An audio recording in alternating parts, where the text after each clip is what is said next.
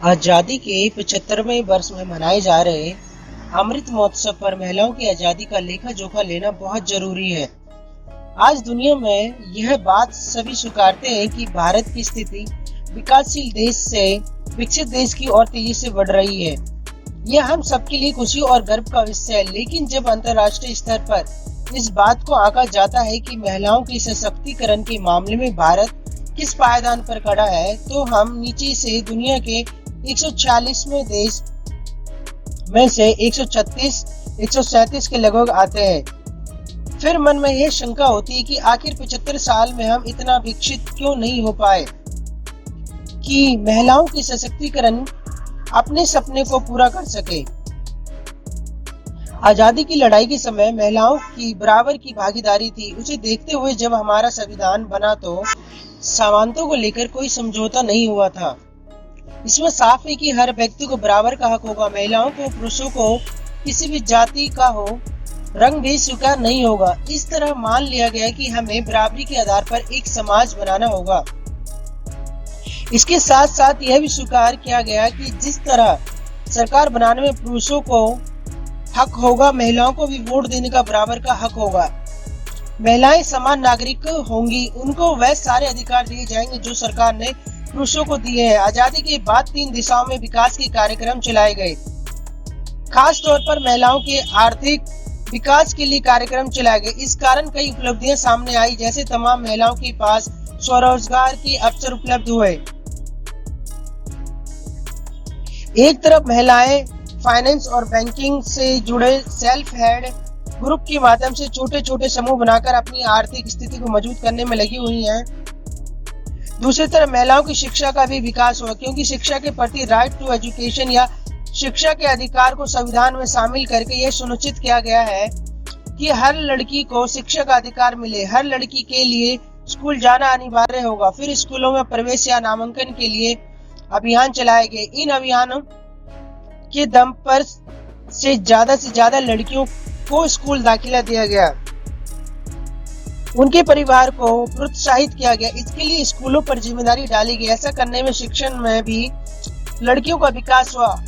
अब हम उस तरह के अनपढ़ देशों की श्रेणी में नहीं आते, लेकिन अभी हमें और आगे तक जाना होगा, क्योंकि अब भी 21% लड़कियां शिक्षा से वंचित हैं। शिक्षा आर्थिक मजबूती के अलावा जो तीसरी अच्छी बात हुई वह यह है कि बहुत सारे ऐसे कानून बनाए गए जिनमें महिलाओं की सुरक्षा, महिलाओं का विकास और महिलाओं का प्रगति की सुनिश्चित किया गया। सुरक्षा के लिए कानून। अब इन कानूनों के बारे में अगर हम जिक्र करें तो खास तौर से काम की जगह पर महिलाओं की सुरक्षा के लिए sexual harassment at work place, परिवार के अंदर हो रही हिंसा को रोकने के लिए महिलाओं को प्रोटेक्शन अगेंस्ट डोमेस्टिक वायलेंस का कानून बनाया गया। दहेज के लिए खिलाफ बने कानून का कड़ा किया गया। अपने देश में दहेज के कारण बहुत सारी महिलाओं की मृत्यु हो जाती है।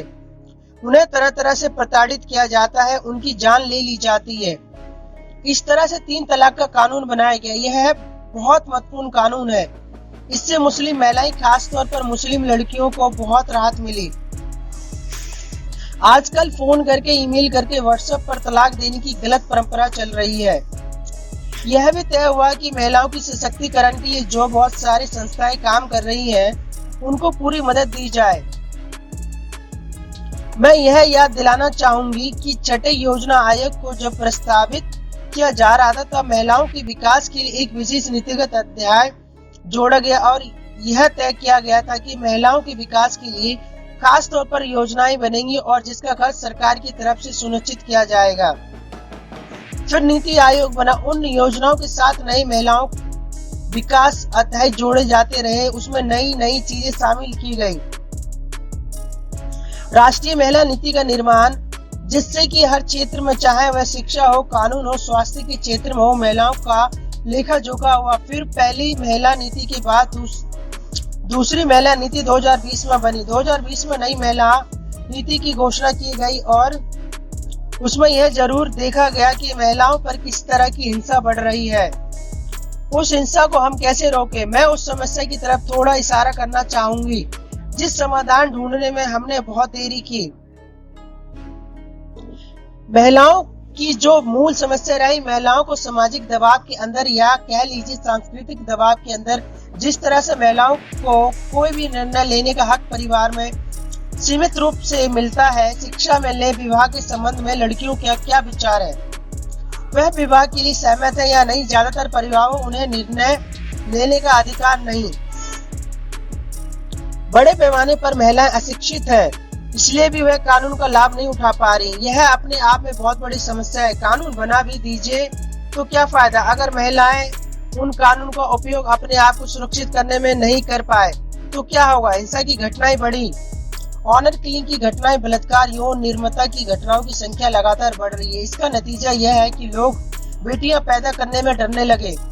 एक और समस्या की और मैं ध्यान करना चाहूंगी कि जब तक महिलाओं को सत्ता, संपत्ति और शक्तियों में बराबर का हक नहीं मिलता तब तक महिलाओं को सही मायने में बराबरी का दर्जा नहीं होगा।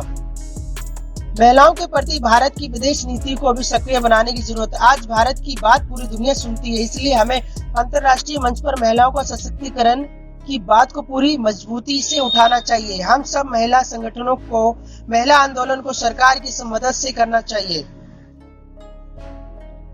बालिका शिक्षा के लिए पहल। 1958 में सरकार ने महिला शिक्षा पर एक राष्ट्रीय समिति का गठन किया। वर्ष 2019-2020 में महिलाओं की संकलन नामांकन दर 27.3% हो गई। 1959 में इस विषय पर गठित एक समिति ने लड़कों और लड़कियों के लिए एक समान पाठ्यक्रम को विभिन्न चरणों में लागू करने की सिफारिश की। 1968 में भारत सरकार में एक राष्ट्रीय नीति विकसित करने की योजना पर जोर दिया। पहली राष्ट्रीय शिक्षा नीति 1986 में बनी। 2004 में हुई कस्तूरबा गांधी बालिका। जहां ध्यान देना है, भारत में 17वीं लोकसभा के जरिए पहली बार 14% महिला सांसदों का निर्वाचन देश ने किया, लेकिन अभी यह वैश्विक औसत का लगभग आधा ही है। 20% महिलाएं श्रम भागीदारी वर्ष 2005 से 2018 के बीच में कम हुई। 2021 में कुल नौकरियों में महिलाओं की भागीदारी 10% थी। 24 लाख शहरी महिलाओं को नौकरी की गई। कोरोना की पहली लहर के दौरान कुल 63 लाख नौकरियां चली गई थी।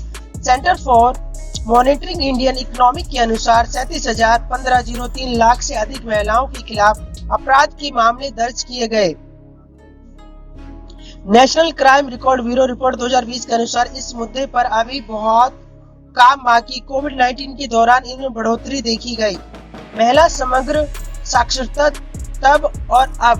वर्ष 1951 8.86, वर्ष 1971 21.97, वर्ष 2001 54.16, वर्ष 2022 70.3। लिंग समानता में रैंक वर्ष 2011 में 113 और वर्ष 2022 में 135। स्रोत दोनों वर्ष के आंकड़े ग्लोबल जेंडर गैप इंडेक्स 2011 एवं 2022 के अनुसार।